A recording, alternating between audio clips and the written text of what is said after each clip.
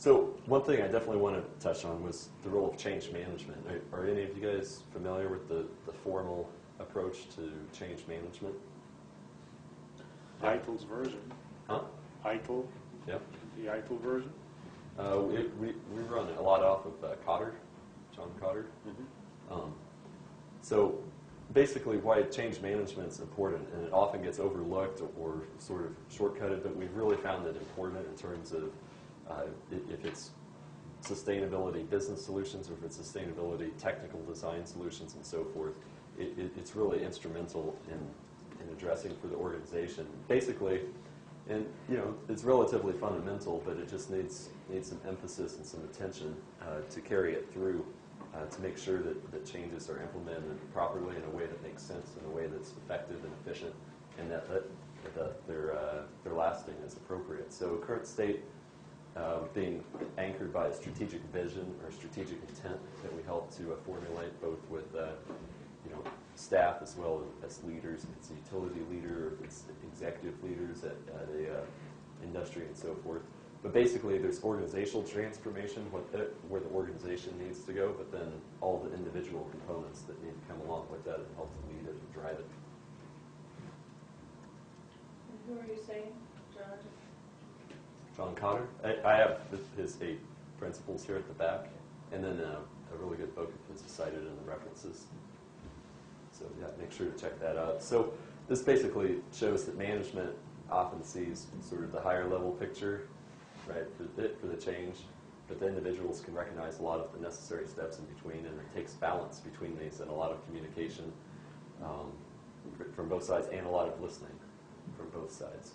And it's important to document it in an efficient manner and so forth, so that clients can move forward and they don't keep coming back and revisiting the same decisions over and over and over again, and just get stuck in a quagmire and don't get anything done. So I'm going to move sort of quickly through this one just to catch up a little bit. But basically, over here on the left axis, you have basically the triple bottom line components: the economic, the environmental, the social components of sustainability. And here you have your different company, hopefully not silos, but different departments and sections and so forth. And maybe originally, say, production was responsible in terms of what we think of for sustainability in terms of materials or meeting regulations, discharge of processed wastewater or such, and looking at some of the fair work practices and so forth. But now it's much sustainability, that there's a need, there's a business case for it to be much more spread across the organization. And that's a lot of the consulting that we do, is helping to implement sustainability across the organization, help to identify the goals and priorities and so forth that clients have. So there are a lot of different drivers and stakeholders and responsibilities and so forth, and it's just important to put those all together correctly. So the last slide on change management, talking about the drivers and so forth. Well, this is sort of a fundamental slide as well.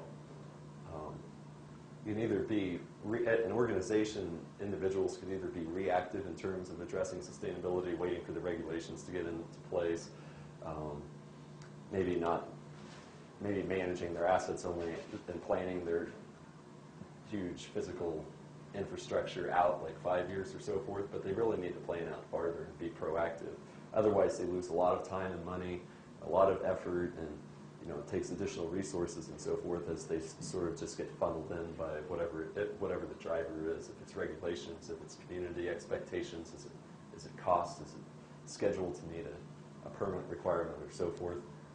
So really that strategic intent that I talked about earlier, that the business needed to be anchored around for sustainability, that's really important, so you can proceed down the pathway in an efficient manner. And probably won't be perfectly straight, but certainly narrows it down a little bit.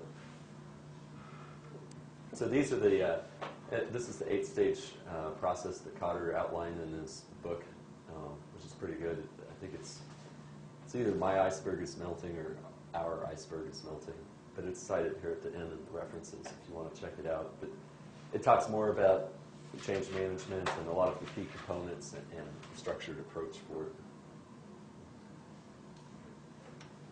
And I think we've sort of talked about the asset management, but basically, this is an extreme case. This is the Minneapolis I-35 bridge that collapsed that wasn't managed very well, and then the pumping station here in Denver that caused the transient event in the pipeline that made it burst under I-25 and shut down I-25 last year. That's another perfect example.